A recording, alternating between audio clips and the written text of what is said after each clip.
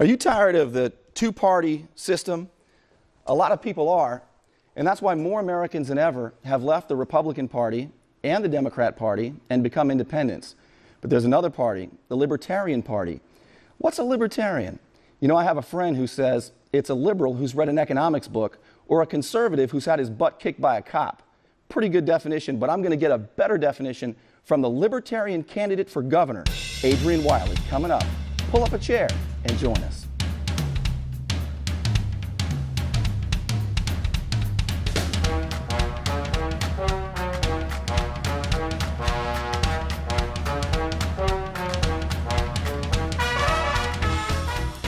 So many Americans are disappointed with the Republican and the Democrat Party.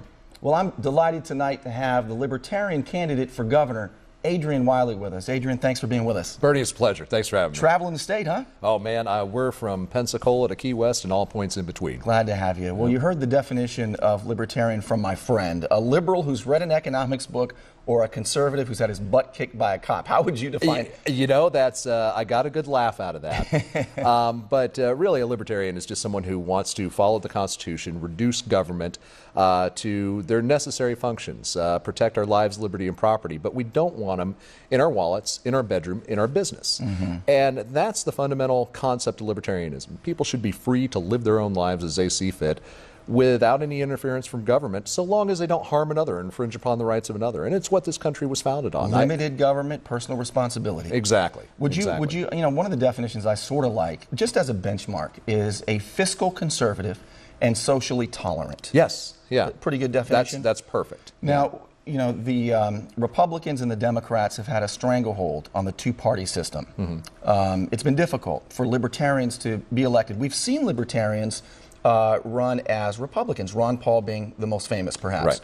Right. But tell us about the Libertarian Party and movement. Well, you know, the Libertarian Party, and just to recap, Ron Paul was actually the 1988 Libertarian presidential nominee. But, you know, for a long time, and still today, it's very difficult to win as a libertarian, but something in recent years has changed. And we see poll data that shows 42% of the American people are either consider themselves leaning libertarian or libertarian. The brand has become so popular that we have state legislators coming to us and saying, hey, what would we have to do to call ourselves libertarians? So I think something has dramatically shifted. And given the fact that already this early in the race, I'm polling at 16% in a three-way race with Rick Scott and Charlie Crist. It's partially the hard work we're doing out there on the campaign trail and our 1,000 volunteers, but it's also the value of that brand, because most people are libertarian. Well, the truth is, there is a two-party system, and people are tired of it. People want an alternative, and the only real alternative is the Libertarian Party. Let's talk more with Adrian Wiley in just a moment.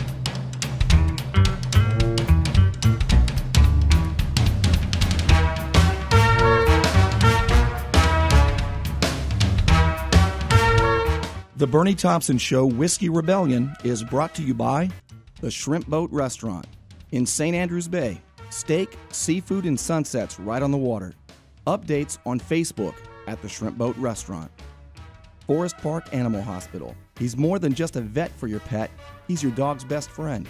Dr. Stephen Favillaro on Facebook at Forest Park Animal Hospital, PA. Gulf Imaging. Have your doctor refer you to the #1 diagnostic facility in Bay County for MRIs, CAT scans, and digital mammography. Gulf Imaging Open MRI.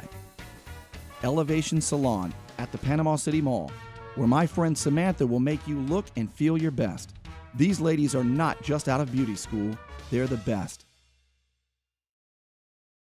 Gerard Verga fights for justice every day. As a family man who grew up in our community, Mr. Verga wants to bring those values back to our justice system. Vote Verga on August 26th. Political ad paid for and approved by Gerard Verga for judge.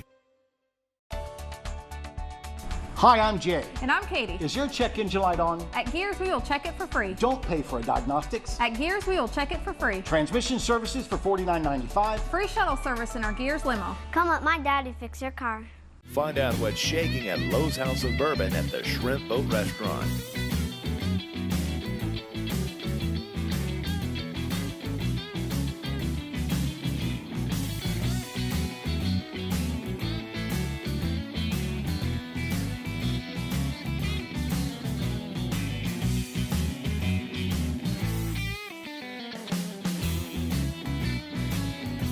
Lowe's House of Bourbon, located above the Shrimp Boat Restaurant in historic St. Andrews.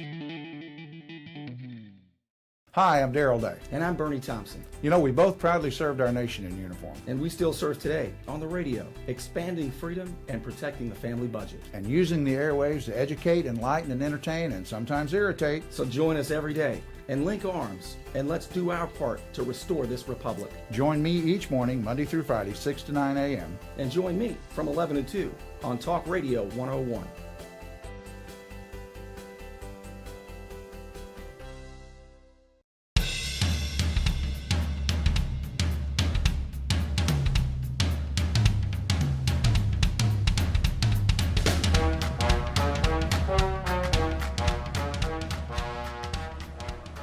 The Libertarian candidate for governor, Adrian Wiley, and glad to have you here. And when you think about what people are considering, when you look at Governor Rick Scott and Charlie Crist, who used to be a Republican and now he's a Democrat.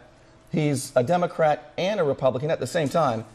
He's a political hermaphrodite, Charlie Crist, I think, but he's going to run as a Democrat this time. But the point is, they're both big spenders. Governor Rick Scott, who ran as a fiscal conservative, started off with a $66 billion budget. Now it's $74 billion. If you're going to be a fiscal conservative, don't you have to be a fiscal conservative? Adrian Wiley, those are shocking numbers to me from somebody who I really believed was going to be a Tea Party Republican. Well, you know, he fooled a lot of us. He told us he was a fiscal conservative, and the numbers don't lie. He has, like you said, raised the budget by $8 billion.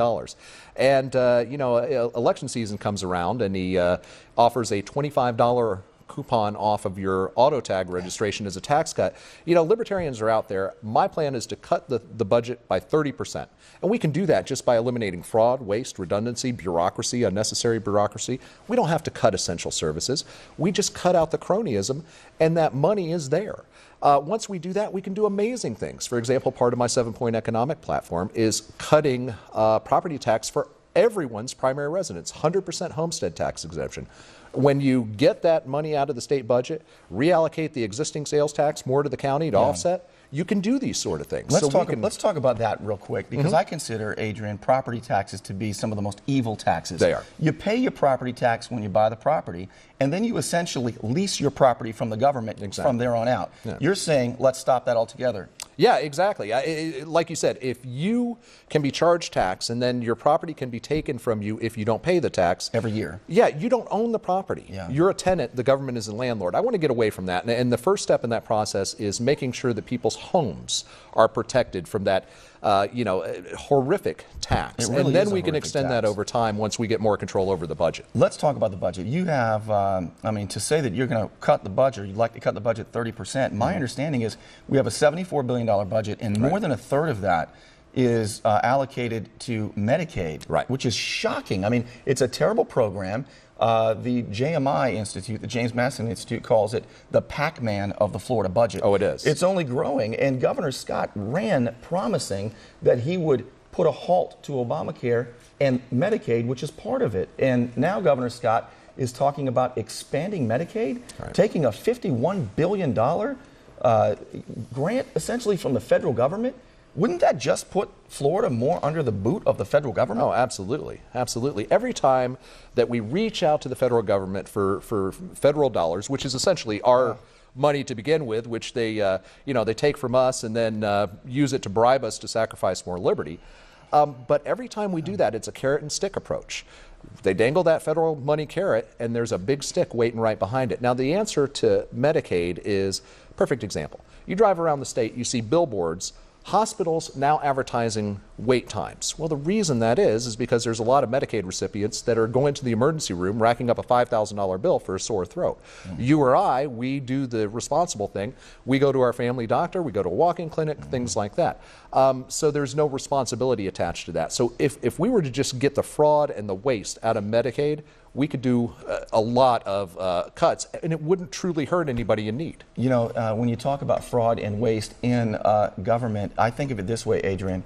The system is the problem. There are 4 ways that you can spend money. You can spend your own money on yourself, and when you do that, you worry about the cost and you worry about the quality. You can spend your own money on somebody else, like a gift. And when you do that, you worry about the cost, but not as much about the quality. You can spend somebody else's money on you, and when you do that, think of an expense account. You don't worry so much about the cost, but you want good stuff.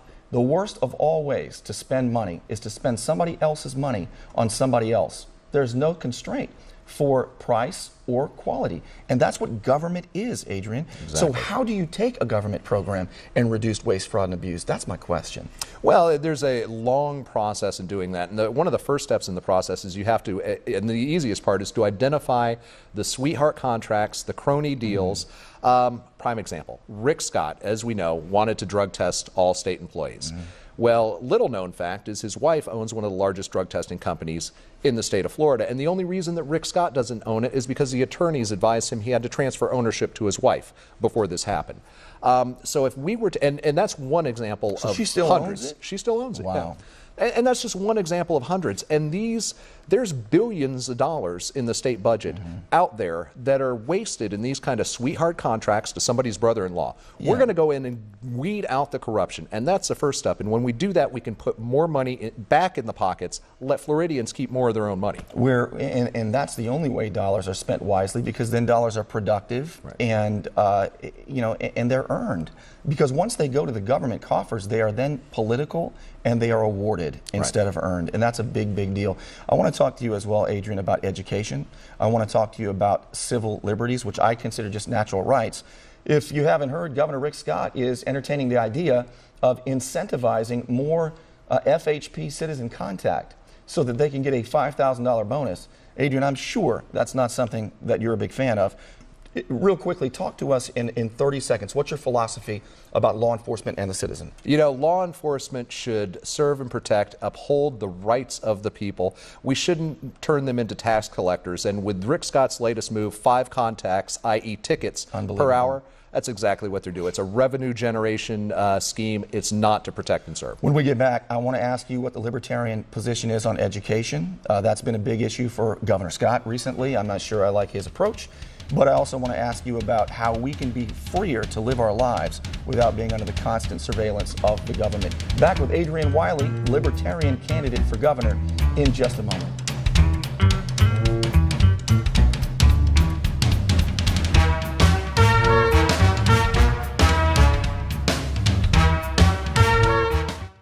The Burnie Thompson Show Whiskey Rebellion is brought to you by the Shrimp Boat Restaurant in St. Andrews Bay.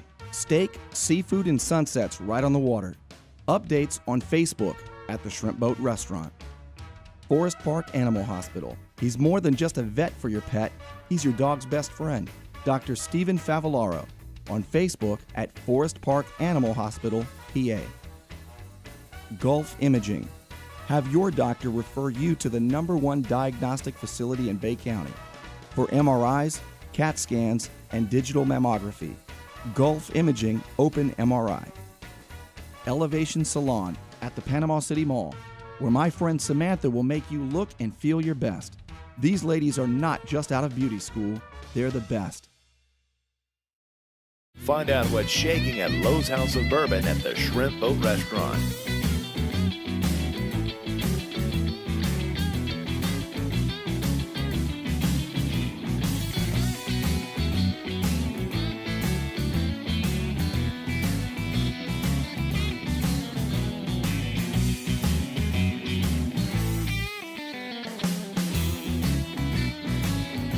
Lowe's House of Bourbon, located above the Shrimp Boat Restaurant in historic St. Andrews.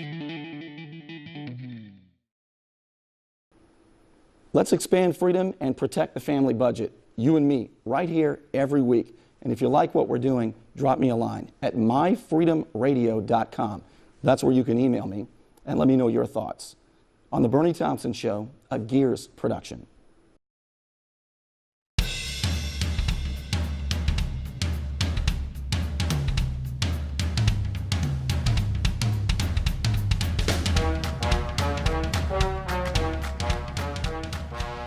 We all agree that education is important, but one thing I would do if I were the king, I would separate the state from education. We need a separation of education and state is what I think we need, and we need to get more control with the parents, more control with the teachers and with the principals, and less control from the Capitol, whether it's in Tallahassee or whether it's the federal government.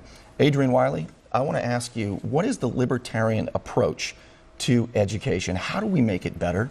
Well, I can tell you it is not the approach of the big government current Republican or the big government former Republican that I'm running against. It is exactly what you said. It's get the funding, get the control back in the hands of the local communities, get the parents, the teachers involved, and start reducing the role of the state government in there and completely eliminate the role of the federal government. The federal government has no constitutional authority to meddle in our school system. Absolutely not. I'm vehemently opposed to Common Core, and I'm the only candidate in this race that would put a stop to it. You know, I'll tell you, that's one of the biggest changes in the Republican Party. The Department of Education has a budget larger than the entire budget for the state of Florida. Their budget is north of $74 billion, which is the Florida government budget. And what do we get for that? When did it occur? 1979, under Jimmy Carter, we got the Department of Education. Do we get better education? No. Think about the Department of Agriculture. Do we get better agriculture? The Department of Energy. All of these, I know that you would like to see out of here. Right. Well, anytime the government says that they're going to fix something, it usually means it's going to go in decline. And that's what we've seen with education. What Milton Friedman said about the Sahara Desert. If the government took control of the Sahara Desert, there'd be a shortage of sand. Yeah, there would be no sand in 5 years. But, you know, going back to you were talking about the numbers. The numbers are just staggering. Yeah. Like, for example, Rick Scott's budget is $74 billion. To put that in comparison, Canada, Australia, and Israel combined don't spend that much on defense. Wow. The state of Florida spends more money than Canada, Australia, and Israel do on defense. It's a staggering amount of money. Yeah. And the Federal Department of Education does not need to exist, and what they are doing is harming us. But it's the carrot and stick again. You know, they throw the money at us and expect to sacrifice our children's future. It's not worth it. 40% of Florida's budget is paid for by federal dollars. That's unbelievable. Right. That means we have our head under the boot of the federal government, and you want to change that. Yeah, and most of that money comes with strings attached, and there are strings that cause us to surrender our First, Second, Fourth, Fifth Amendment rights along the way. I'm going to start rejecting that federal funding if necessary, if it comes with those strings attached. If it's unconstitutional, it's not going to happen on my watch. But by the same token, we're also looking at ways so that when the federal government does pull that funding, well, maybe it's time we start taxing federally owned property here in the state of Florida. How do you feel about gun rights?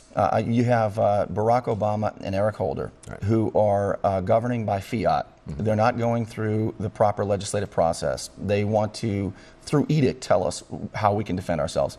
What would be your position? Do you believe in nullification? Do you believe in the state saying, we may not resist you actively, but we certainly are not going to assist you, and we're not going to use our funding? Would we be one of the states, if you were the governor, doing what states across the country are doing and saying, we're not going to comply, we're going to nullify? Absolutely. In fact, the Libertarian Party of Florida was instrumental in getting a bill introduced this year. It was called the Second Amendment Preservation Act.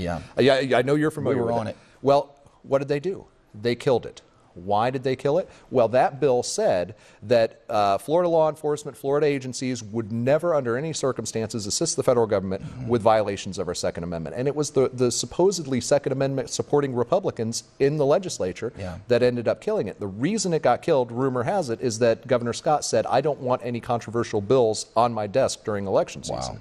But I am a vehement supporter of nullification under the 10th Amendment to the United States Constitution. If it's not a specifically enumerated power of the federal government, it's retained by the state and, more importantly, by the people. That's fantastic. How did you become, you know, when I talk to a guy like you, it makes sense. I mean, nothing you're saying is radical. Everything you're saying is for bigger people and smaller government control. In other words, get the obstacles out of our way so we can pursue happiness the way we see fit. How did you become a champion of freedom? Well, you know, it's been a long progression. I was always kind of an individualist, always an entrepreneur, and as I saw that more often than not, government was a hindrance, and it was stopping me, or it was taking something away from me that it shouldn't be. I began to go more and more down the thought of libertarianism, but I've been actually a registered libertarian since I was in my early 20s. it just resonated with me very well. Were there any initially. early influences, any people you could point to and say, he had an impact on me? I would have to say that that book sitting behind us on the bookshelf, Atlas Shrugged, was a big influence on me. Yeah, I know. As were, a lot of people, including my family, who are also entrepreneurs, rugged individualists, took responsibility for their actions, and that's what we need to do. And we have to take a stand against an overwhelming, overreaching federal government, and really draw the line here at the state border. And Rick Scott's not going to do it. Charlie Crist's not going to do They're it. certainly I will. not. I have been so disappointed in Governor Rick Scott and the Florida legislature. I call them, unfortunately, federal supremacists. Yeah, they are. They are not willing to stand up against the federal government. If I were the governor of Florida, there is not a single Floridian that would have to pay 3 times as much for health insurance because the federal government said so. We would say, we're not going to do that. We're not going to participate. Right. I'm telling you, we would call in doctors, we would call in insurance companies, we would call in capital investors, and we would have our own system in the state of Florida. Right. I would like to have a governor like that, wouldn't you? Well, there's only one who would do it, and it's the Libertarian candidate. And I wanted you to learn a little bit more about Libertarianism with Adrian Wiley, and we'll get with him in just a moment for one last segment. He can make his pitch.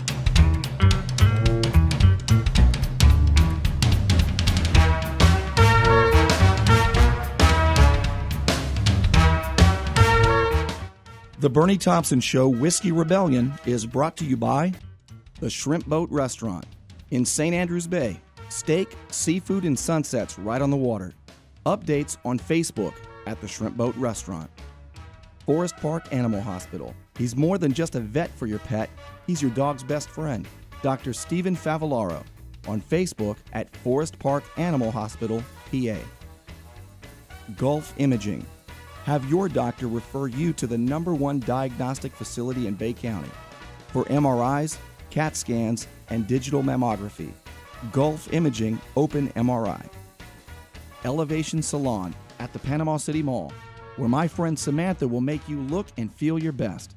These ladies are not just out of beauty school, they're the best. Find out what's shaking at Lowe's House of Bourbon at the Shrimp Boat Restaurant.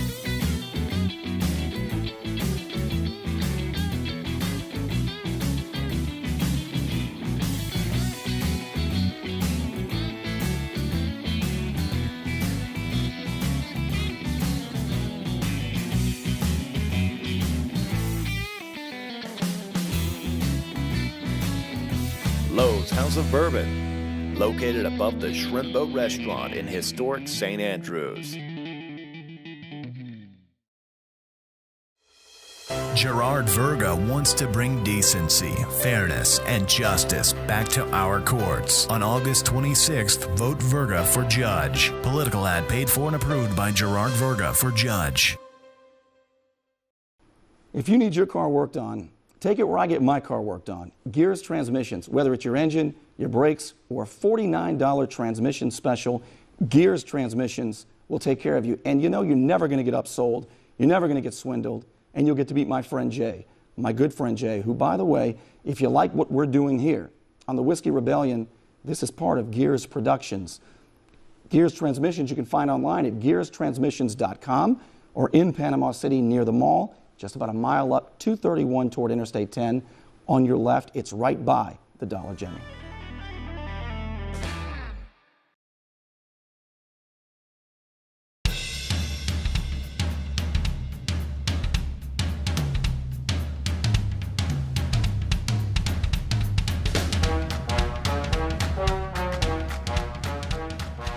What is the legitimate role of government? That is a very important question.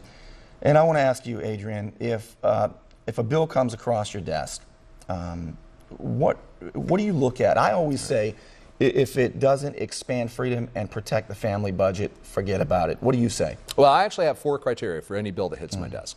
First and foremost, is it constitutional? If it's not, immediately vetoed. Second, can we afford it? Or do we have to raise taxes to get this done? If the answer is we can't afford it, it gets vetoed. The third is it a necessary, proper role of government? If it's not a necessary and proper role of government, is this more nanny state? Is this government trying to fix something that they shouldn't be involved in the first place? It gets vetoed. And the fourth criteria is, does it solve the root cause of the problem? These are great. Well, and again, government loves to spend our money putting Band-Aids on things instead of really getting down to the root cause of the problem. And so often the root cause of the problem was created by government in the first place. So I will probably, if elected, be the governor that vetoes more legislation than any other governor in Florida's history, and I'll be proud of that. You know what I think would be a successful legislative session is if we repealed more laws than we passed. Yes, repeal bills will get first consideration always. You know, I tell you what, I think of it like planting a tree. You know, if you cut down a tree, you should plant a tree. If they pass a bill, they should repeal 2 bad laws. I like that. Plenty of room for that, isn't there? Sunset provision would be good. Absolutely. Yeah. I call it the, it should self-destruct, like the old Mission Impossible tapes. If the law does the opposite of what it says, it should self-destruct, and everybody who voted for it should be forced to resign, the Affordable Care Act. Yeah. Adrian, take about 30 seconds and let people know why they ought to vote for you right here. Well, I just like to tell everyone that we really have a legitimate shot of restoring economic freedom and individual liberty in 2014. Like I said, I'm currently polling at 16%. Only need to get to 34. We're going to do it through the grassroots. And if you're interested, like what I had to say, go to wileyforgovernor.com, WYLLIE. Sign up, donate. Because we're looking for 6,000 volunteers. We have 1,000 now, need to get to 6,000. If we do that, it doesn't matter how many hundreds of millions they spend, we will win. There you have it. I wanted you to meet Adrian Wiley, the Libertarian candidate for governor in the state of Florida.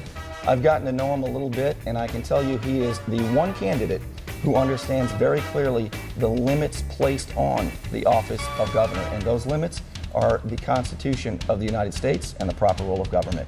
Adrian Wiley, thanks for being with us. Thanks, Bernie. Great to be here. Appreciate it. We'll see you next week. Thanks for joining us.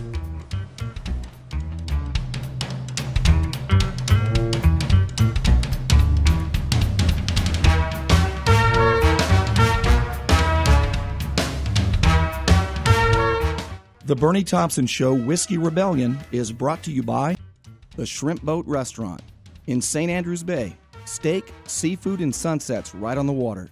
Updates on Facebook at the Shrimp Boat Restaurant. Forest Park Animal Hospital. He's more than just a vet for your pet. He's your dog's best friend.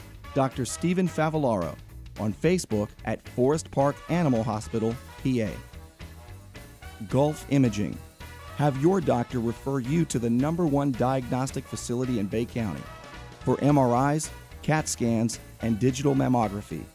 Gulf Imaging Open MRI. Elevation Salon at the Panama City Mall, where my friend Samantha will make you look and feel your best.